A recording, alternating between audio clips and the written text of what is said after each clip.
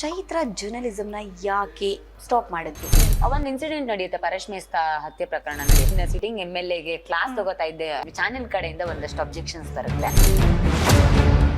ರಾಜಕೀಯದ ಆಸಕ್ತಿ, politics is not my cup of tea ಅಂತ ಒಂದು ಅಪತನಗಳ ಕೇಳಿ ಬಂತು. ಹೌದು. ದುಡ್ಡು ತಗೊಂಡು ಚೈತ್ರ ಭಾಷಣ ಮಾಡ್ತಾರೆ. ಓ ಇಷ್ಟು ಕೊಟ್ಟಿದೀವಿ ಅಂತ ಯಾರಾದ್ರೂ ದಯವಿಟ್ಟು ಇದ್ರೆ ದಯವಿಟ್ಟು ಮುಂದೆ ಬಂದು ಹೇಳಿ ಅಂತ.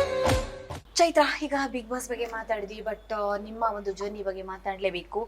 ಚೈತ್ರ ಜರ್ನಲಿಸಮ್ನ ಯಾಕೆ ಸ್ಟಾಪ್ ಮಾಡಿದ್ರು? ಜರ್ನಲಿಸ್ಟ್ ಆಗ್ಬೇಕು ಅನ್ನೋ ನನ್ ದೊಡ್ಡ ಡ್ರೀಮ್ ಆಗಿತ್ತು, ನನ್ನ ಪ್ಯಾಷನ್ ಕೂಡ ಆಗಿತ್ತು. ಒಂದ್ ಇನ್ಸಿಡೆಂಟ್ ನಡೆಯುತ್ತೆ, ಪರೇಶ್ ಮೇಸ್ತಾ ಹತ್ಯೆ ಪ್ರಕರಣ ನಡೆಯುತ್ತೆ. ಆ ಸಂದರ್ಭದಲ್ಲಿ ನಾನು ನ್ಯೂಸ್ ಆಂಕರ್ ಆಗಿದ್ದೆ, ಅದ್ರ ಇನ್ವೆಸ್ಟಿಗೇಟಿವ್ ರಿಪೋರ್ಟ್ ಮಾಡಿದ್ದೆ ನಾನು. ಸೊ ಅದನ್ನ ಆನ್ ಏರ್ ನಲ್ಲಿ ಅಲ್ಲಿನ ಸಿಟಿಂಗ್ MLA ಗೆ ಕ್ಲಾಸ್ ತಗೋತಾ ಇದ್ದೆ ಆಸ್ ಎ ನ್ಯೂಸ್ ಆಂಕರ್. ಅದೊಂದು ಇದಿರುತ್ತಲ್ಲ, ತಗೊಳ್ಳೋವಾಗ ಚಾನೆಲ್ ಕಡೆಯಿಂದ ಒಂದಷ್ಟು ಅಬ್ಜೆಕ್ಷನ್ಸ್ ಬರುತ್ತೆ. ಸೊ ಇದು ನಾನು ಕಂಡ ಪತ್ರಿಕೋದ್ಯಮ ಅಲ್ಲ ಅನ್ನೋ ಬೇಸರದಲ್ಲಿ ನಾನು ಆ ಜಾಬ್ ನ ಬಿಡ್ತೀನಿ. ಈಗ ನೀವು ಇದನ್ನ ಡಿಸಿಷನ್ ತಗೋಬಿಟ್ಟು ಅಂದ್ರೆ ನನಗೆ ನಾನು ಯಾವಾಗ್ಲೂ ಕಾಂಪ್ರಮೈಸ್ ಆದವಳಲ್ಲ ಜೀವನದಲ್ಲಿ. ನನಗೆ ಸರಿ ಅನ್ಸಿದ್ದನ್ನ ನಾನು ಯಾವತ್ತೂ ಮಾಡ್ದವಳು. ಇದು ಸರಿ ಅಲ್ಲ ಅಂತ ಯಾರೋ ಹೇಳ್ತಾರೆ, ನಾನ್ ಕಂಡ ಸತ್ಯವನ್ನ ಸತ್ಯ ಅಲ್ಲ ಅಂತ ಹೇಳ್ತಾರೆ ಅನ್ನೋದ್ರಿಂದ ನನ್ನ ಬಾಯನ್ನ ಯಾರು ಕಂಟ್ರೋಲ್ ಮಾಡೋದನ್ನ ನಾನು ಯಾವತ್ತೂ ಒಪ್ಕೊಳ್ಳಲ್ಲ. ಸೊ ಆ ಕಂಟ್ರೋಲಿಂಗ್ ಇದ್ರೊಳಗಡೆ ನಾನು ಇರಬಾರ್ದು ಅನ್ನೋ ಕಾರಣಕ್ಕೆ ಅವತ್ತು ನಾನು ಮೈಕೋ ಕೋಟು ತೆಗ್ದಿಟ್ಟು ರೆಸಿಗ್ನೇಷನ್ ಕೊಟ್ಟು ಹೊರಗಡೆ ಬರ್ತೀನಿ. ಆಮೇಲೆ ಪರೇಶ್ ಮೇಸ್ತಾ ಪ್ರಕರಣದ ಹೋರಾಟಕ್ಕೆ ಹಿಡಿತೀನಿ ನಾನು. ಸೊ ನಾನು ಹೋರಾಟ ಮಾಡಿದ್ದೆ 24 hours ಅಲ್ಲಿ ಯಾರು ಮರ್ಡರ್ ಮಾಡಿರ್ತಾರೆ ಅವ್ರನ್ನ ಅರೆಸ್ಟ್ ಮಾಡ್ತಾರೆ. ಸೊ ಅಲ್ಲಿಂದ ಆಚೆಗೆ ಆಕ್ಟಿವಿಸಮ್ ನಲ್ಲಿ ಇದಾಗ್ತೇನೆ. ಡೆಸ್ಟಿನಿ ಅಂತ ಕರಿತೀನಿ ನಾನು, ಭಗವಂತ ಪ್ಲಾನ್ ಮಾಡಿದ್ದ ಅಂತ. ರಾಜಕೀಯದ ಆಸಕ್ತಿ ಎಲ್ಲಿ ಬಂತು? ಈಗಲೂ ಅದೇ ಆಸಕ್ತಿ ನೀವು ಮುಂದುವರ್ಸ್ಕೊಂಡು ಬಂದಿದ್ದೀರಾ ಹೇಗೆ? ಇಲ್ಲ, ನಾನು ಯಾವ ಜನಗಳ ಒತ್ತಾಯ ಇರ್ಬೋದು, ನಿಮ್ಮ ವೈಯಕ್ತಿಕ ಅಭಿಲಾಷೆ ಇರಬಹುದು. ಇಲ್ಲ, politics is not my cup of tea ಅಂತಲೇ ಯಾವಾಗ್ಲೂ ಬಿಕಾಸ್ ಒಂದ್ ಕಡೆ ಜರ್ನಲಿಸಂ ಬಿಟ್ಬಿಟ್ರಿ, ದೆನ್ ನಿಮ್ಗೆ ಬೇಡ ಅಂದ್ರೂ, ಯಾಕಂದ್ರೆ ನಿಮ್ಮ ಮಾತುಗಾರಿಕೆ ಆಗ್ಬೋದು, ನಿಮ್ಮ ಚಲತನ ಆಗ್ಬೋದು, ಎಲ್ಲವೂ ಕೂಡ ಅದು ತಾನಾಗೆ ಅರ್ಸ್ ಬರ್ತಿರುವಂತಹ ಒಂದು ಇದು. ಸೊ ಯಾಕೆ ಬೇಡ? ಬಟ್ ಅದೇ ಪೊಲಿಟಿಕ್ಸ್ ಗೆ ಬೇರೆನೆ ಬೇಕು. ನಿಮ್ಗೆ ಕಮ್ಯುನಿಟಿ ಪವರ್ ಬೇಕು, ನಿಮಗೆ ಬ್ಯಾಕ್ ಗ್ರೌಂಡ್ ಬೇಕು, ನಿಮಗೆ ಗಾಡ್ ಫಾದರ್ ಬೇಕು, ನಿಮಗೆ ಫ್ಯಾಮಿಲಿ ಬ್ಯಾಕ್ ಗ್ರೌಂಡ್ ಇರಬೇಕು. ಸೊ ಅದೆಲ್ಲವನ್ನ ಇದ್ದವರು ಈ ಫೀಲ್ಡ್ ಅಲ್ಲಿ ಬಹಳ ಅದೆಲ್ಲ ಇದ್ದವರೇ ಒದ್ದಾಡ್ತಾರೆ. ಸೊ ನನಗೆಲ್ಲ ಒಂದ್ ಕಡೆ ಆ ಯಾವ್ದು ಬ್ಯಾಕ್ ಗ್ರೌಂಡ್ ಇಲ್ದೇ ಇರೋ ಕಾರಣಕ್ಕೆ, ನನ್ನ ತಂದಲ್ಲಿ ನಾನು ರಾಜಿ ಮಾಡ್ಕೊಳಕ್ಕೂ ತಯಾರಿಲ್ದೇ ಇರೋ ಕಾರಣಕ್ಕೆ ಸೊ ಅದ್ರ ಬಗ್ಗೆ ಯಾವತ್ತೂ ತುಂಬಾ ದೊಡ್ಡ ಪ್ರಯತ್ನ ಅಂತ ಮಾಡಿಲ್ಲ. ಭಗವಂತ ಅದಾಗಿ ಬಂದ್ರೆ ಖಂಡಿತವಾಗ್ಲೂ ಮುಂದೆ ನೋಡೋಣ ಅಂತಿದ್ದೀನಿ ಅಷ್ಟೇ. ಬಿಗ್ ಬಾಸ್ ಆಯ್ತು, ವಾಟ್ ನೆಕ್ಸ್ಟ್ ಚೈತ್ರ? ಈಗೇನ್ ಕೆಲಸ ಮಾಡ್ತಾ ಇದ್ದೆ ಹಿಂದೆ, ಅದೇ ಕೆಲಸ ಇನ್ನ 10 ಪಟ್ಟು ಜಾಸ್ತಿ ಎಫರ್ಟ್ ಹಾಕಿ ಮಾಡ್ಬೇಕು ಅಂತಿದ್ದೀನಿ. ಜೊತೆಗೆ LLB ಮಾಡ್ಬೇಕು ಅನ್ನೋ ಕನ್ಸಿದೆ. ಸೊ ಅದಕ್ಕೆ ಇನ್ನೇ ಸಮಯ ಸಿಗುತ್ತೆ ಗೊತ್ತಿಲ್ಲ, ಅದ್ರ ಬಗ್ಗೆ ಯೋಚನೆ ಮಾಡ್ತಾ ಇದ್ದೀನಿ. ಮದುವೆ, ವೈಯಕ್ತಿಕ ಜೀವನ ಖಂಡಿತ ಇದೆ, ಮದುವೆ ಪ್ಲಾನ್ ಇದೆ. ಅದೇ ಯಾವಾಗ ಮನೆಯವ್ರಿಗೆ ಏನ್ ನಿರ್ಧಾರ ಮಾಡ್ತಾರೆ ಅನ್ನೋದ್ರ ಮೇಲೆ ಅದನ್ನ ಬಿಟ್ಟಿದ್ದೀನಿ. ಸಂಗಾತಿ ಸಿಕ್ಕಿದಾರ? ಮನೆಯವ್ರು ಹೇಳ್ದಾಗ ಸಿಕ್ಬಿಡ್ತಾರೆ ಅಂತ ಅನ್ಕೋತೀನಿ. ಇಲ್ಲ, ಆದ್ರೆ ಅದೆಲ್ಲವೂ ಅಪ್ಪ ಅಮ್ಮ ನಿರ್ಧಾರ, ವಿಶೇಷವಾಗಿ ಅಮ್ಮನ ನಿರ್ಧಾರ. ಸೊ ಅಮ್ಮ ಯಾವಾಗ ರೆಡಿ ಆಗು ಅಂತ ಹೇಳ್ತಾರೆ ಅವಾಗ ರೆಡಿ ಆಗೋದಷ್ಟೇ. ಓಕೆ. ಸೊ ಯಾಕಂದ್ರೆ ನಿಮ್ಗೆ ಒಂದು ಡಿಸಿಷನ್ ತಗೊಳ್ಳುವಂತಹ ಒಂದು ಮೆಚುರಿಟಿ, ಥಿಂಕಿಂಗ್ ಕೆಪಾಸಿಟಿ ಜಾಸ್ತಿ ಇರ್ಬೇಕಾದ್ರೆ, ಸೊ ಆಬ್ವಿಯಸ್ಲಿ ನಿಮ್ಮ ಅಪ್ಪ ಅಮ್ಮ, ನಿಮ್ಮ ಪೇರೆಂಟ್ಸ್ ನಿಮ್ಮ ಇದೆ ಸ್ವಂತ ನಿರ್ಧಾರಕ್ಕೆ ಬಿಟ್ಟಿದ್ದಾರಾ? ಅಂದ್ರೆ ಒಂದಂದ್ರೆ ನನಗೆ ಇಲ್ಲಿ ತನಕ ಅಪ್ಪ ಅಮ್ಮ ಯಾವ್ದಕ್ಕೂ ಅಡ್ಡ ಹಾಕಿಲ್ಲ. ನಾನು ಆಯ್ಕೆ ಮಾಡ್ಕೊಂಡೆ ಯಾವುದೇ ಜೀವನಕ್ಕೆ ಅಡ್ಡ ಹಾಕಿಲ್ಲ. ಒಬ್ಬ ಹೆಣ್ಮಗಳನ್ನ ಒಂದೇನು ಇಲ್ಲದೆ ಇರೋ ಝೀರೋ ಬ್ಯಾಕ್ ಗ್ರೌಂಡ್ ಇಂದ ಬಂದಿರುವಾಗ ಇಷ್ಟೆಲ್ಲ ಬಿಟ್ಟಿದ್ದಾರೆ ಅಂತಂದ್ರೆ ಈ ಒಂದು ಆಯ್ಕೆನ ಅವ್ರಿಗೆ ಬಿಡ್ಬೇಕು ಅನ್ನೋ ಯೋಚನೆ ಇದೆ. ಹಾಗಾಗಿ ಹೇಗಿರ್ಬೇಕು ಅಂತ ಅನ್ಸುತ್ತೆ ಚೈತ್ರ? ಏನೂ ಇಲ್ಲ, ಸ್ಪಿರಿಚುವಲ್ ಆಗಿರ್ಬೇಕು. ಅವರು ಪಟ ಪಟ ಮಾತಾಡೋ ಸಿಕ್ಬಿಟ್ರು? ಇಲ್ಲ, ಮಾತ್ ಜಾಸ್ತಿ ಆಡ್ಬಾರ್ದು ಅನ್ನೋದಷ್ಟೇ. ಸೈಲೆಂಟ್ ಆಗಿದ್ರೆ ಸೈಲೆಂಟ್ ಮಾಡ್ತೀನಿ ನಾನು. ಡೆಫಿನೆಟ್ಲಿ ಒಳ್ಳೆ ಕೇಳುಗ ಆಗಿರ್ಬೇಕು ಅಷ್ಟೇ. ಉಳಿದ ಧಾರ್ಮಿಕ ವ್ಯಕ್ತಿ ಆಗಿರ್ಬೇಕು, ಭಗವಂತನ ಮೇಲೆ ನಂಬಿಕೆ ಇರುವಂತ ವ್ಯಕ್ತಿ ಆಗಿರ್ಬೇಕು ಅಷ್ಟೇ. ನಾನು ಬೇರೇನು ನಿರೀಕ್ಷೆಗಳೇ ಇಲ್ಲ ನನಗೆ. ಅಷ್ಟೇ. ನನ್ನ ಸಿದ್ಧಾಂತಕ್ಕೆ ನನ್ನ ಸಿದ್ಧಾಂತವು ಅವ್ರ ಸಿದ್ಧಾಂತ ಜೊತೆ ಆಗಿರ್ಬೇಕು ಅಷ್ಟೇ. ಹಾಗಾದ್ರೆ ಇನ್ಕಮ್ ಸೋರ್ಸ್ ಏನು ಚೈತ್ರ? ಹೌದು. ಇಲ್ಲ, ನಾನು ನನ್ನ ಪ್ರೊಫೆಷನಲ್ ಲೈಫ್ ಮತ್ತು ಈ ಆಕ್ಟಿವಿಸಂ ಮತ್ತು ಸಾಮಾಜಿಕ ಜೀವನವನ್ನ ಯಾವಾಗ್ಲೂ ಪ್ರತ್ಯೇಕವಾಗಿ ಇಟ್ಟವಳು. ಸೊ ನಂದೇ ಬ್ರ್ಯಾಂಡಿಂಗ್ ಕಂಪನಿ ಇದೆ. ಸೊ ಅದನ್ನೆಲ್ಲ ಜೊತೆಗೆ ರನ್ ಮಾಡ್ತೀನಿ. ನಂದೇ ನ್ಯೂಸ್ ಪೋರ್ಟಲ್ಸ್ ಗಳಿದೆ. ಸೊ ಡಿಜಿಟಲ್ ಇದಿದೆ, ಬ್ರ್ಯಾಂಡಿಂಗ್ ಕಂಪನಿಗಳಿದೆ. ಸೊ ಅದನ್ನ ರನ್ ಮಾಡ್ಕೊಂಡು ಹೋಗ್ತೀನಿ. ಸೊ ಜೊತೆಗೆ ಇದನ್ನು ಮಾಡ್ಕೊಂಡು ಹೋಗ್ತೀನಿ. ಸೊ ನಾನು ಕಂಟೆಂಟ್ ಕ್ರಿಯೇಟರ್ ಕೂಡ. ಏನಾಯ್ತು? ಸ್ಟೂಡೆಂಟ್ ಲೈಫ್ ಮುಗಿದ್ಮೇಲೂ ನನಗೊಂದು ವರ್ಷ ಜವಾಬ್ದಾರಿ ಇತ್ತು. ಸ್ಟೂಡೆಂಟ್ ಲೈಫ್ ಮುಗಿದ್ಮೇಲೆ ನಾನು ಲೆಕ್ಚರರ್ ಆಗಿ ವರ್ಕ್ ಮಾಡಿದ್ದೆ. ಸೊ ಆಗ್ಲೂ ಕೆಲಸ ಮಾಡ್ತಾ ಇದ್ದೆ ABP so ABP student life ಮತ್ತೆ ಅಥವಾ ಲೆಕ್ಚರರಿಂಗ್ ಅಲ್ಲಿ ಇರಬೇಕು, ಇಲ್ಲ ಅಂತಂದ್ರೆ ABP ಕೆಲಸ ಮಾಡಕ್ ಆಗಲ್ಲ. ಬಟ್ ABP ಕಲಿಸಿದ ಸಿದ್ಧಾಂತ ಜೊತೆಗೆ ಇವಾಗ್ಲೂ ಬದುಕ್ತಾ ಇದ್ದೀನಿ. ಸೊ ಆ ವಿಚಾರದಲ್ಲಿ ಖುಷಿ. ಚೈತ್ರ ಅವ್ರು ಮಾತು ಹೇಳಿದ್ರಿ ಮೊದಲೇನೆ, ಅಂದ್ರೆ ನೀವು ಆಲ್ರೆಡಿ ಲೈಫಲ್ಲಿ ಸಾಕಷ್ಟು ಅಪಮಾನಗಳನ್ನ ಸನ್ಮಾನಗಳನ್ನು ಕೂಡ ನೀವು ನೋಡ್ಬಿಟ್ಟಿದ್ದೀರಾ ಅಂತ. ಸೊ ಹಾಗಾಗಿ ಎಲ್ಲೋ ಒಂದು ಕಡೆ ಆಪಾದನೆಗಳು ಸಾಮಾನ್ಯವಾಗಿ ನಿಂದಕರಿದ್ರೆ ತಾನೇ ಸಾಧಕರಾಗೋದು. ಸೊ ಆ ದೊಡ್ಡವ್ರ ಮಾತಿನ ಪ್ರಕಾರನೇ ಒಂದು ಆಪಾದನೆಗಳ ಕೇಳಿ ಬಂತು, ದುಡ್ಡು ತಗೊಂಡು ಚೈತ್ರ ಭಾಷಣ ಮಾಡ್ತಾರೆ ಅಂತ. ಯಾರಾದ್ರೂ ಭಾಷಣ ಕರೆದಿರೋರು ಹೇಳಿದ್ರೆ ಚೈತ್ರಗೆ ನಾವ್ ಇಷ್ಟ ಕೊಟ್ಟಿದೀವಿ ಅಂತ ಯಾರಾದ್ರೂ ದಯವಿಟ್ಟು ಮುಂದೆ ಬಂದು ಹೇಳಿ ಅಂತ. ಬಿಕಾಸ್ ನನಗೆ ನನ್ನ ಭಾಷಣವನ್ನ ವಾಗ್ದೇವಿ ಸೇವೆ ಅಂತ ನಂಬದವಳು.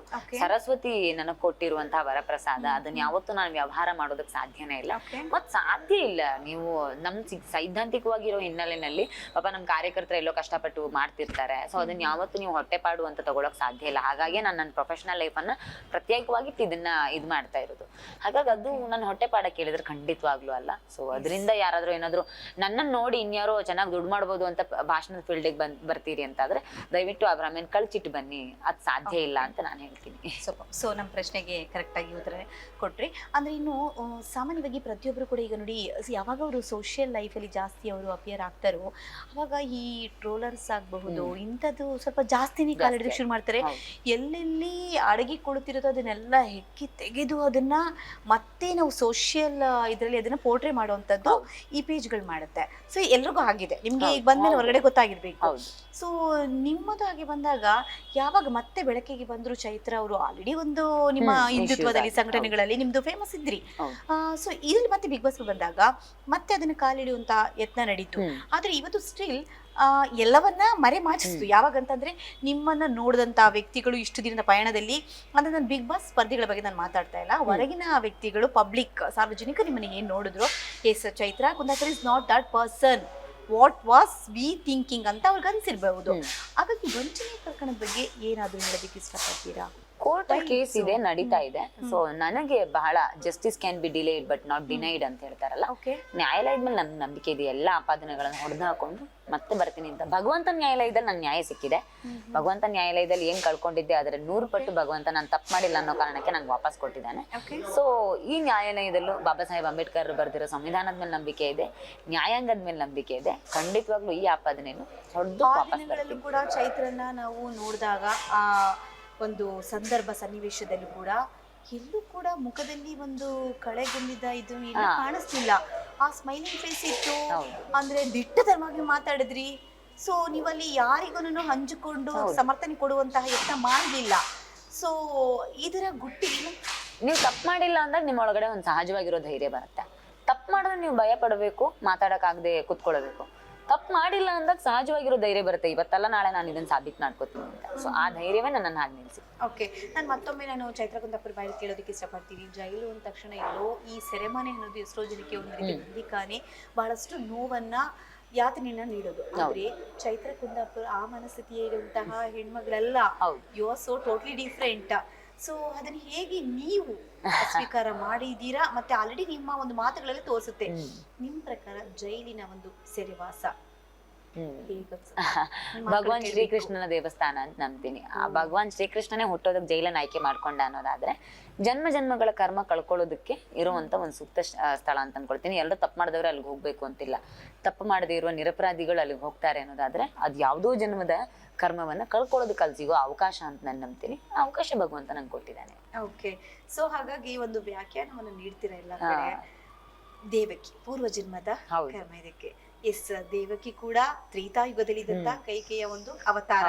ಸೊ ಅವಳು ಪಡ್ಕೊಂಡು ಬಂದಂತಹ ಅವಳು ಮಾಡಿದಂತಹ ಕರ್ಮಗಳ ಪರಾನುಸಾರವಾಗಿ ಆ ಒಂದು ಸೆರೆಮನೆಯಲ್ಲಿ ಇರ್ಬೇಕಾಗಿತ್ತು ಅಂತ.